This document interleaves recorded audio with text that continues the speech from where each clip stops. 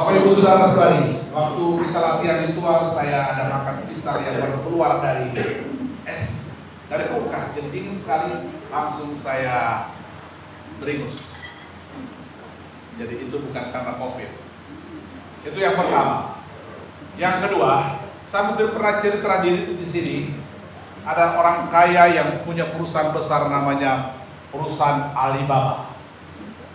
Perusahaan Alibaba, perusahaan yang sangat besar di tingkat Asia, di China, di India, di Indonesia. Dan salah satu pemegang saham terbesar namanya Jack Ma. Jack Ma orang kaya sekali. Di perusahaan itu dia punya harta kurang lebih 303 triliun. Bukan miliar, 303 triliun. Itu berarti berapa puluh turunan uang yang tidak habis-habis.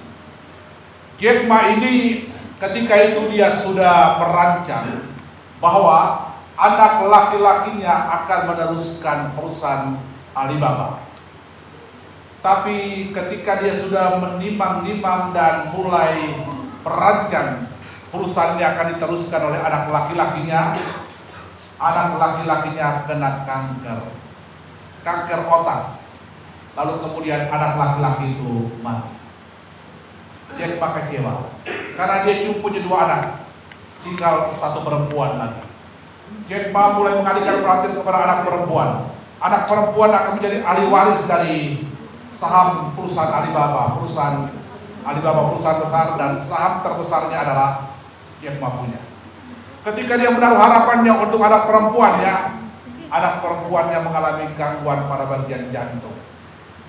Para dokter yang paling pintar dipanggil untuk mengadakan penelitian dan pemeriksaan diagnosa.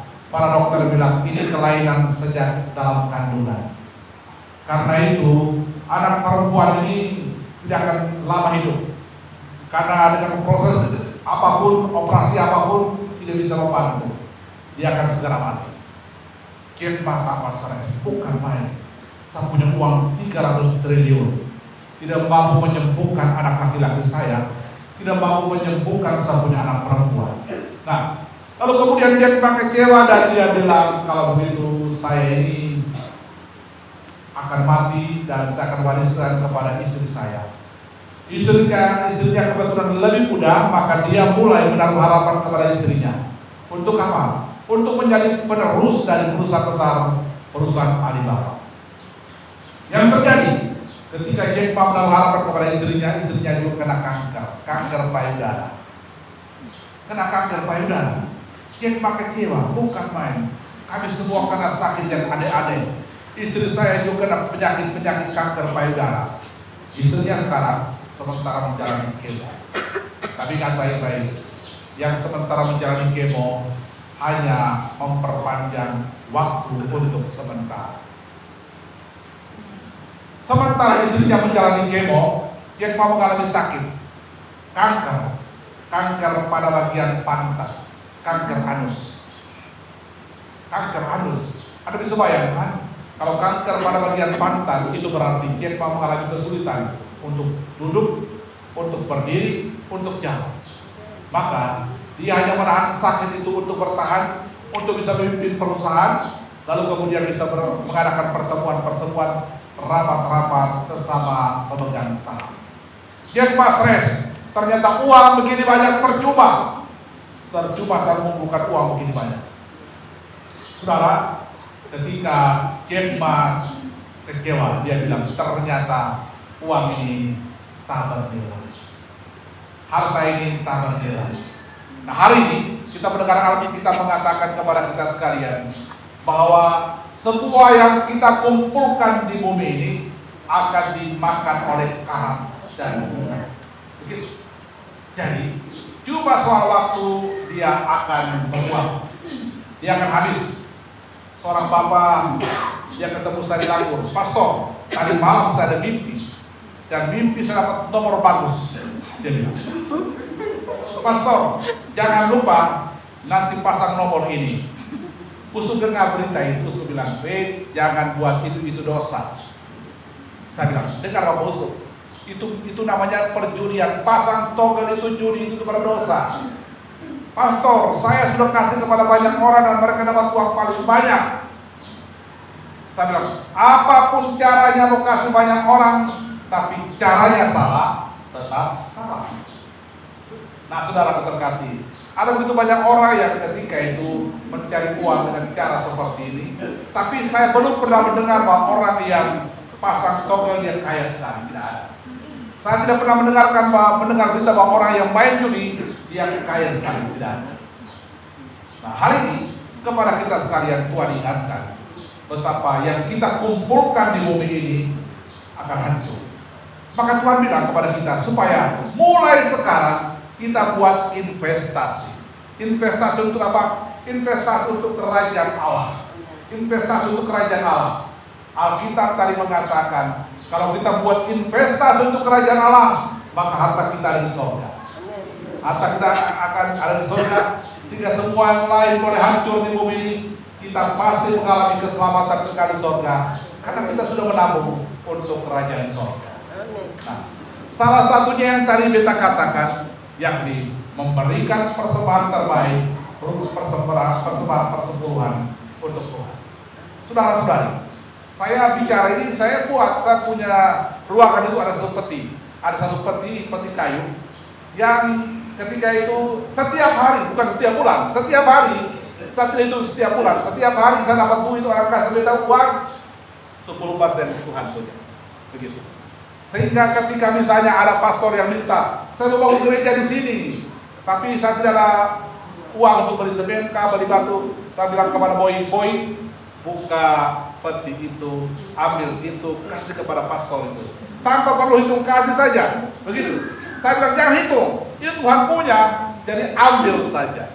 Saudara, lalu tiba-tiba ada seorang saudara telepon, pastor, kami mau bangun biara dikit besar, mau bangun fondasi, tapi kami tidak ada semen. Bagaimana pastor? Saya bilang nanti saya sumbang. Saya bilang begitu. Saya tidak punya uang, tapi saya mengatakan nanti saya sumbang. Satu pastor lagi, tolong sumbang kami semen dulu kak. Kami mau teruskan gereja tapi terhenti karena tidak ada uang untuk beli semen. Nanti saya kasih. Nanti bulan Juli saya kasih. Keluar dengan spontan saya kasih. Begitu saudara. Lalu kemudian 3 hari lalu ketika datang ke sini, tiba-tiba sebuah telepon, pastor mau kemana? Saya mau ke K. Pastor, saya nanti kirim 10 juta, pastor mau bantu apa-apa, silakan bantu. Bisa, Tuhan, saya sudah berjanji untuk 2 orang, saya akan kasih kepada mereka berdua. Saya akan suster kirim nomor rekening, saya akan kirim ke orang yang mau kasih. Dan saya bilang kepada pastor tolong kirim nomor rekening, saya akan kirim kepada orang yang mau bantu. Dan saudara, saya bebas beban. Kenapa? Kemarin utang sudah lunas. Artinya apa? Orang itu sudah kasih untuk suster, orang itu sudah kasih untuk pastor. Saya begitu yakin Tuhan pasti tolong. Tuhan pasti tolong. Bagian kita adalah jangan takut mengumpulkan harta untuk kerajaan surga. Jangan takut. Kenapa? Tuhan akan kirim dengan cara apapun untuk membantu kita dan bantu orang-orang yang minta pertolongan melalui kita. Mari kita semua tundukkan kepala. Saudara-saudara, tundukkan kepala di hadapan Tuhan. Hari ini luar biasa. Saya tidak sangka bahwa rekoleksi itu bicara tentang tema yang luar biasa. Karena ternyata baca Injil bicara tentang hal yang sama. Maka sore ini malam ini Tuhan ingin sampaikan satu hal. Tuhan ingin memberkati rumah tangga dan keluarga-keluarga. Tuhan ingin pulihkan ekonomi rumah tangga. Tuhan ingin pulihkan keuangan kita. Barangkali ada yang lagi mengalami kesulitan keuangan, kesulitan ekonomi, dan lagi mengalami hutang piutang yang terlalu banyak. Malam hari Tuhan kasih kabar baik. Tuhan kasih kabar baik. Tuhan pulihkan ekonomi kita. Tuhan pulihkan keuangan kita. Tuhan akan bawa kita keluar dari kesulitan-kesulitan yang kita hadapi. Maka hari ini dalam hati masing-masing bilang sama Tuhan, kesulitan apa yang kita alami, masalah ekonomi apa yang kita hadapi sekarang, barangkali usahamu kurang berkembang,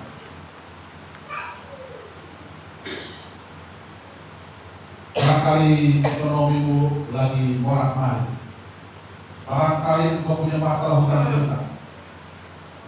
Atau barangkali karirmu lagi mengalami kelambatan. Karirmu belum naik-naik. Jabatanmu, kedudukan masih terpending. Mari bilang sama Tuhan, apa yang menjadi pergumulan?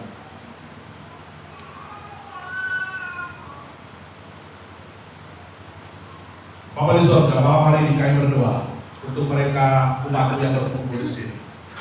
Kami ingin berdoa mereka-mereka yang lagi berkumpul tentang keuangan, berkumpul tentang ekonomi, berkumpul untuk usaha yang dibangun, berkumpul untuk pekerjaan yang sementara dijalankan, berkumpul untuk karir dan pekerjaan-pekerjaan yang mereka sementara jalan.